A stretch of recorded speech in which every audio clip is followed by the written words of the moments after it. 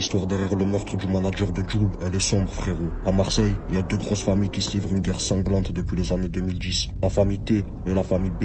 Le trafic de stup à Marseille, il a longtemps été tenu par ces deux familles. Ça a commencé par les grands-pères jusqu'aux petits-fils, tous dans le trafic. Et le manager de Jul, il faisait partie de la famille T. En 2010, un membre de la famille du manager de Jul et sa femme se font séquestrer pour se faire voler une grosse somme d'argent. Mais la femme était enceinte et elle a perdu son bébé à cause de ça. Quelques mois plus tard, le mec qui a séquestré le couple, il a tiré dans un guet-apens au quartier de Fontvert et il se fait assassiner et son frère il se fait blesser. C'était en représailles de la séquestration et de la mort du bébé. Dans cette histoire, il y avait 4-5 personnes impliquées et elles sont toutes mortes en quelques mois. À chaque fois, c'était que des représailles.